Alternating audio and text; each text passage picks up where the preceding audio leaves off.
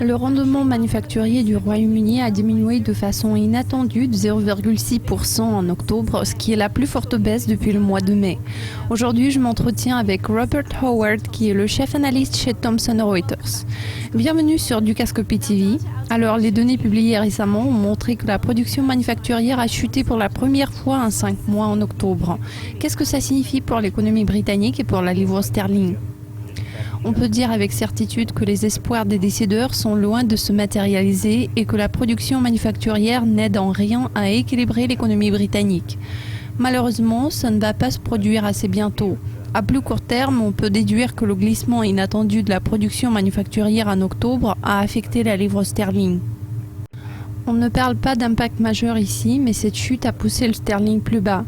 Tout ce qui vient de se produire ne suggère qu'une chose, la Banque d'Angleterre devrait continuer d'adopter une approche accommodante sans penser à relever les taux d'intérêt dans un avenir proche. La majorité écrasante des membres du MPC sont adeptes de l'approche accommodante et ce serait vraiment une grande surprise s'ils décidaient à relever les taux d'intérêt dans le contexte actuel. Lorsque nous voyons des chiffres plus ou moins affaiblis, comme celui de la production, ça en témoigne clairement. La production industrielle qu'on vient d'apprendre s'est avérée inférieure de 10,4% à son plus haut d'avant-récession enregistré dans le premier trimestre de 2008. Dans quel domaine voyons-nous ce ralentissement ? Bien évidemment, lorsqu'on parle du ralentissement, on pense tout de suite au secteur pétrolier qui a montré le plus fort déclin d'année en année. Ça influence sérieusement les données générales. Il est important de se rendre compte de ce que l'économie britannique est principalement guidée par 2 secteurs. Le secteur de la production manufacturière et celui de la production industrielle. De toute évidence, le déclin observé dans ces 2 secteurs exerce un effet d'entraînement sur l'ensemble de l'économie. Maintenant, le secteur tertiaire joue un grand rôle dans les perspectives économiques du Royaume-Uni, mais sa croissance ne serait pas suffisante pour compenser les déclins respectifs dans les secteurs de la production. Cette tendance n'est pas censée changer assez bientôt. La croissance de l'économie britannique est encore fragile à toutes sortes de turbulences et il y en a eu beaucoup. À la veille de la publication des données sur la balance commerciale, le gouverneur du MPC de la BOE, Mark Carney, a laissé le taux directeur inchangé au niveau de 0,5% car les membres du MPC sont de plus en plus préoccupés par l'éventuel impact négatif de l'affaiblissement des données européennes sur la croissance britannique.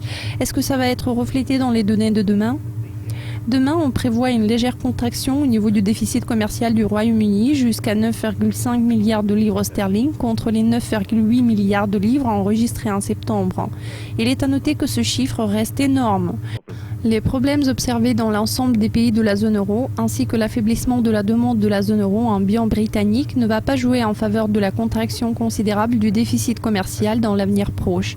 Ça va sûrement représenter un problème majeur à long terme, car dans l'idéal, le Royaume-Uni voudrait bien vendre ses biens à l'étranger, mais la zone euro reste son plus grand partenaire commercial. Si la demande de la zone euro s'affaiblit, la Grande-Bretagne aura beaucoup de marchandises supplémentaires à exporter, ce qui n'ajoute pas d'optimisme en suggérant que le déficit commercial britannique restera encore longtemps dans le rouge. Vous avez suivi le chef analyste de Thomson Reuters, Robert Howard. C'est tout pour l'instant. Suivez les mises à jour régulières sur Dukascopy TV. Je vous dis à très bientôt.